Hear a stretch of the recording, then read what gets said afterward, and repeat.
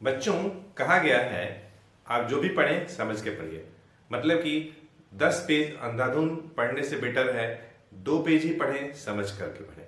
बिल्कुल आपने सही सुना।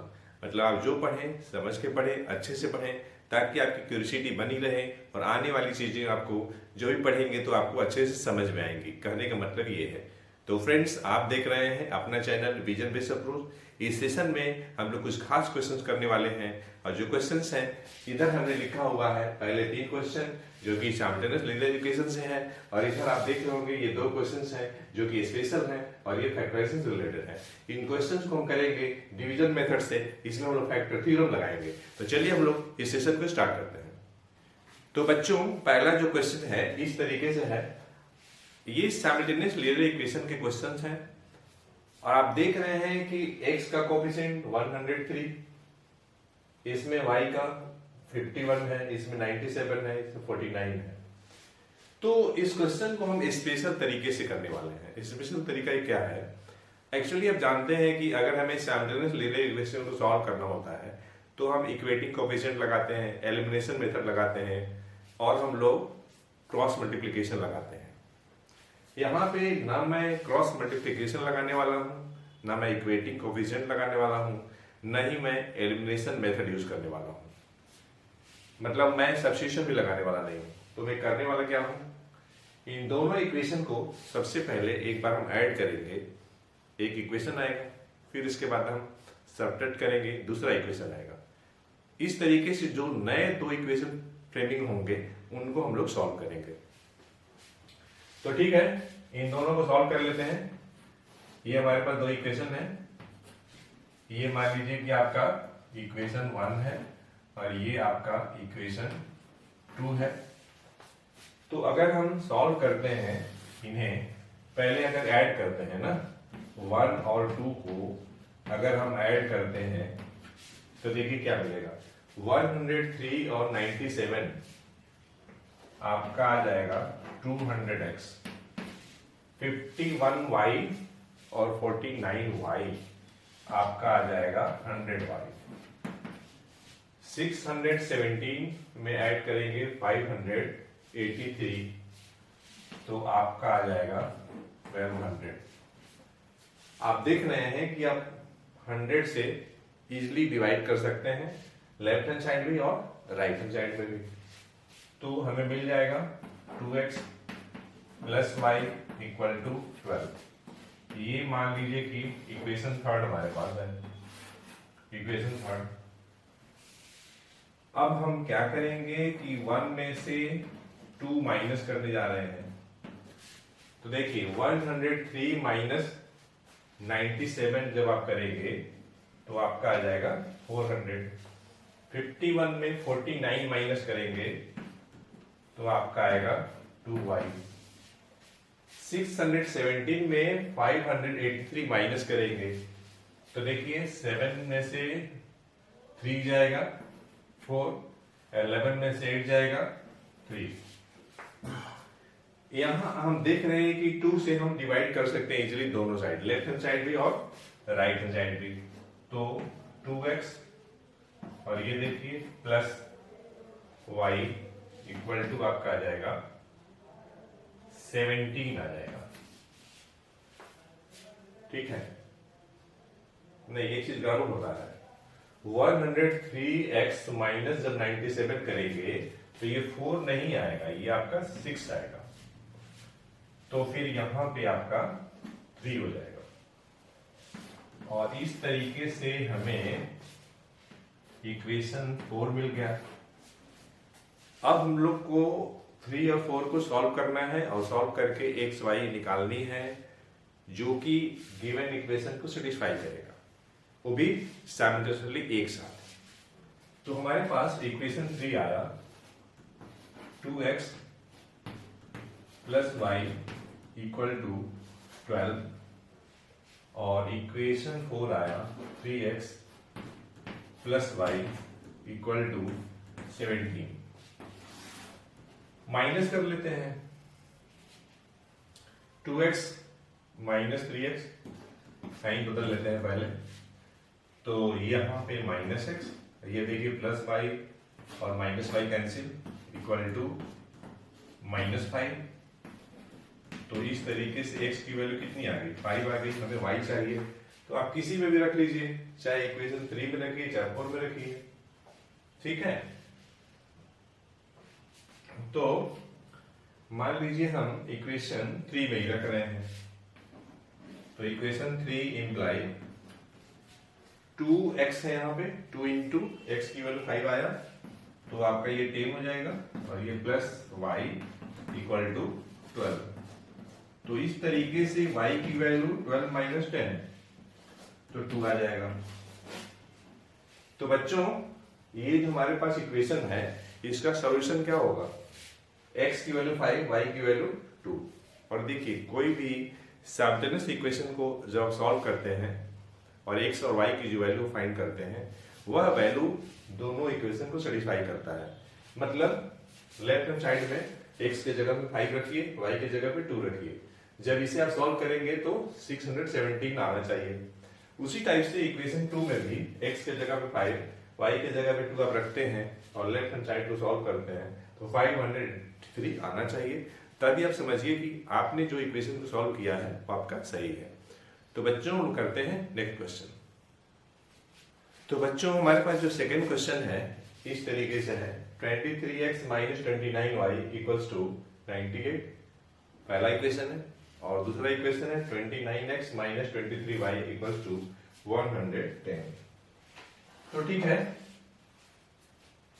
मान लीजिए कि ये है आपका फर्स्ट इक्वेशन और ये है आपका सेकेंड इक्वेशन। अब दोनों को ऐड करिए, 1 और 2 को आप ऐड करिए तो 23 और 29 तो आपका आ जाएगा 52x, माइनस 29 और माइनस 23 ये भी आपका आ जाएगा 52 और ये y 98 और 110 तो आपका आ जाएगा 208। आप इजीली देख सकते हैं कि 52 से हम लेफ्ट हैंड साइड में और राइट हैंड साइड में डिवाइड कर सकते हैं। तो हमें मिल जाएगा x minus Y equal to 4 और ये हमें मिल गया इक्वेशन 3 मिल गया। अगर हम उसी तरीके से मान लीजिए कि 1 में से 2 अगर हम माइनस कर लेते हैं, 23x माइनस 29x तो माइनस 6x आ जाएगा। एक्चुअली हम 1 में से 2 माइनस कर रहे हैं तो नीचे वाले का साइन बदलेगा, यहां हो जाएगा माइनस 29y और ये प्लस 23y तो आपका आ जाएगा माइनस आपका 6y इक्वल टू यहाँ पे 110 में से 98 आप करिए तो 12 आएगा। चूंकि 98 में से माइनस कर रहे हैं तो माइनस 12 होगा। माइनस x से आप डिवाइड कर दीजिए दोनों साइड तो x प्लस वाई की वैल्यू 2 मिल जाएगी। तो इस तरीके से हम देख रहे हैं कि हमें x माइनस वाई आ गया और x प्लस वाई आ गया, लेकिन हमें तो x और y चाहिए, x और y की ऐसी वैल्यू चाहिए जो कि ये दोनों इक्वेशन को सेटिस्फाई करे साइमल्टेनियसली। तो 3 और 4 को सॉल्व कर लेते हैं। तो ऑन सॉल्विंग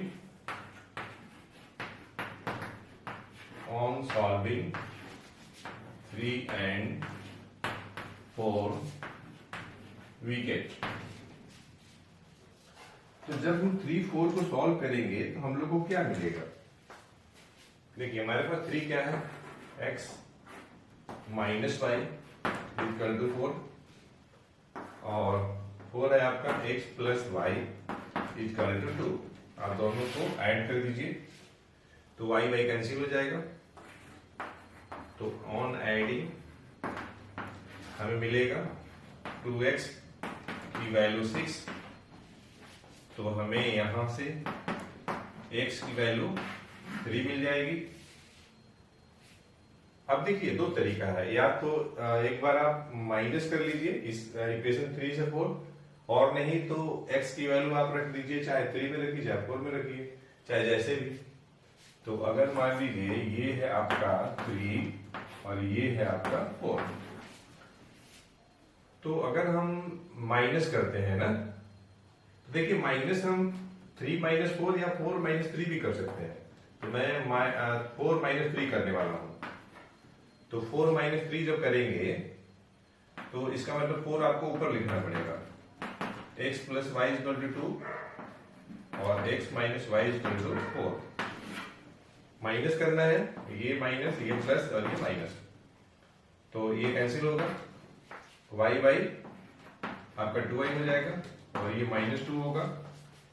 इसका मतलब ये है कि x की जो वैल्यू होगी आपकी -1 हो जाएगी। आप इसको चेक करके देख भी सकते हैं, x आपका 3, y माइनस y का x की वैल्यू 3, y -1 तो -1 प्लस हो जाएगा, और यहाँ देखिए x की वैल्यू 3 और y -1 तो यहाँ आ जाएगा। और यही वैल्यू आप यहाँ भी चेक करेंगे कि अगर हम x की वैल्यू 3 और y की वैल्यू -1 रखते हैं तो 98 आ रहा है कि नहीं आ रहा है। दूसरे वाले में x की वैल्यू भी 3 और y की वैल्यू -1 रखेंगे तो 110 आ रहा है कि नहीं आ रहा है। इस तरीके से आप चेक कर सकते हैं कि आपका जो सॉल्यूशन है, जो आपने मेहनत करके सॉल्व किया है, वो करेक्ट है या नहीं है। तो बच्चों वो करते हैं नेक्स्ट क्वेश्चन। बच्चों हमारे पास जो नेक्स्ट क्वेश्चन है इस तरीके से है, we have to solve 37x plus 41y is equal to 70 and 41x plus 37y is equal to 86। और ये देखिए साइमल्टेनियस लीनियर इक्वेशन है और इसे हमें सॉल्व करनी है। तो तरीका हम लोग वही लगाएंगे जैसा कि हम लोग पिछले क्वेश्चंस में लगाए हैं। दोनों इक्वेशन को एक बार ऐड करेंगे और फिर माइनस करेंगे। तो ये मान लीजिए कि इक्वेशन 1 है और ये है इक्वेशन 2। तो एक बार हम ऐड कर लेते हैं। तो ऑन एडिंग 1 एंड 2 तो हमें क्या मिलेगा, 37 और 41, तो आपका मिल जाएगा 78। यहाँ भी 78y और यहाँ मिल जाएगा 156 मिल जाएगा। 70 और 86 को ऐड करेंगे तो 78 से आप डिवाइड कर दीजिए, तो x प्लस वाई और ये 2, इस टाइप से आपको इक्वेशन 3 मिल गया। अब एक बार आप माइनस कर लीजिए, तो 1 - 2, जब आप माइनस करेंगे तो 37x - 41x तो -4x आ जाएगा। 41y और -37y तो ये आपका 4y आ जाएगा। 70 - 86 करेंगे तो -16 आ जाएगा। आप -4 से डिवाइड कर दीजिए तो x - y और ये 4 और ये आपका आ गया इक्वेशन 4। तो इस तरीके से बहुत ही सिंपल फॉर्म में दो इक्वेशन मिल गया हमें, इक्वेशन 3 और 4। अब इसे हम लोग सॉल्व कर लें। तो on solving equation 3 and 4 we get, तो देखिए x plus Y equal to 2 है और ये है आपका इक्वेशन 3 और x माइनस वाई की वैल्यू 4 है, ये है आपका इक्वेशन 4। अब दोनों को ऐड कर लीजिए, तो 3 और 4 को जब आप ऐड करेंगे तो plus Y minus Y cancel, तो 2x इक्वल टू 6 हो जाएगा। तो यहां से आपका x मिल जाएगा 3, y चाहिए तो आप 3 - 4 कर लीजिए। तो जब 3 - 4 करेंगे तो x कैंसिल होगा, यहाँ पॉजिटिव यहाँ नेगेटिव, तो 2y की वैल्यू आपकी आ जाएगी -2। तो फिर y जब आप निकालेंगे तो y आपका -1 आ जाएगा। तो इस तरीके से x की वैल्यू 3 और y इक्वल टू -1 जब पहले इक्वेशन के लेफ्ट हैंड साइड में रखेंगे तो आपको 70 आना चाहिए। और सेकेंड इक्वेशन के लेफ्ट हैंड साइड में x की वैल्यू 3 और y -1 रखेंगे तो 86 आना चाहिए। आप चेक कर लेंगे, अगर आ रहा है तो आपका सोल्यूशन सही है, अगर नहीं आ रहा है तो एक बार आप चेक करिए कि कहीं कोई मिस्टेक तो नहीं हो रहा है। तो फ्रेंड्स हम लोग करते हैं नेक्स्ट क्वेश्चन।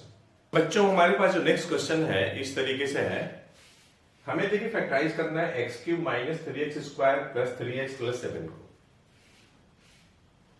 यहां पे देखिए x का मैक्सिमम पावर क्या है 3 है, मतलब ये क्यूबिक एक्सप्रेशन है, क्यूबिकल एक्सप्रेशन है।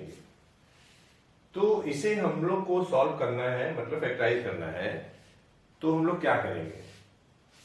तो सबसे पहले तो मान लेते हैं कि ये जो है fx है, ये fx है, सपोज कर लीजिए ये पूरा जो है fx है। मतलब अगर हमें कहीं आवश्यकता पड़ेगी तो ये पूरा न लिख करके हम लोग fx लिखेंगे। अब लोग क्या करेंगे कि हीट एंड ट्रायल मेथड लगाएंगे, heat and trial method, heat and trial method लगाना है हम लोग को, अनुमान लगाना है, गेस करना है। क्या गेस करना है, x का वैल्यू हम कितना लें जिसके लिए इस fx की वैल्यू 0 हो जाए, x की वैल्यू हम कितना लें जिसके लिए fx की वैल्यू 0 हो जाए। तो मान लेते हैं x की वैल्यू 1 लेते हैं या -1 लेते हैं।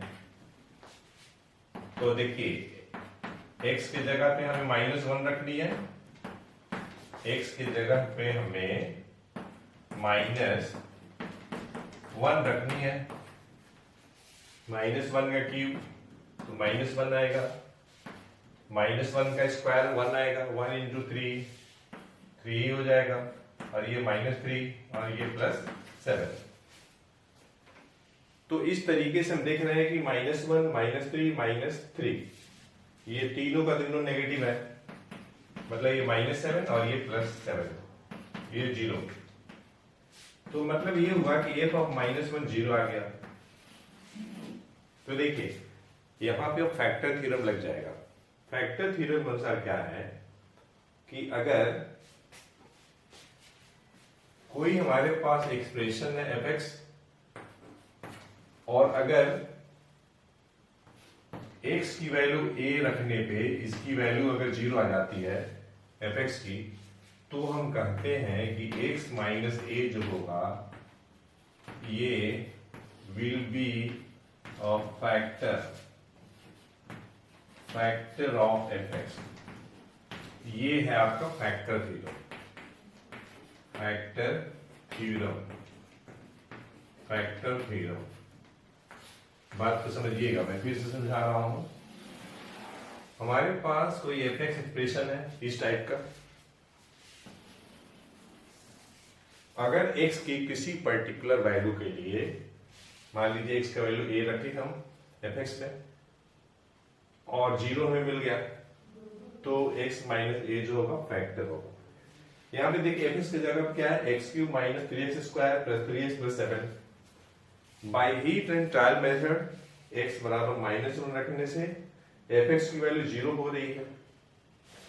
तो देखिए यहां पर a की जगह पे क्या है, -1 है, x - a की जगह पे क्या रखना, -1, तो माइनस × प्लस। मतलब ये हुआ कि यहां से हम ये कहेंगे कि x + 1 जो होगा will be A factor of fx। अब ये तो क्लियर हो गया कि इसका एक फैक्टर x + 1 होगा, और फैक्टराइज तो करना है, एक फैक्टर हमको पता चल गया, ऐसे समझ में नहीं आ रहा था। तो हमारे पास जो गिवन एक्सप्रेशन है ये है आपका x³ - 3x² + 3x और ये 7। अब लोग क्या करते हैं कि x + 1 हमें कॉमन चाहिए, तो दो तरीका है। एक तरीका ये है कि x³ और यहां हम लिख दिए +x²। तो हमें यहां लिखना पड़ेगा 4x²। ठीक,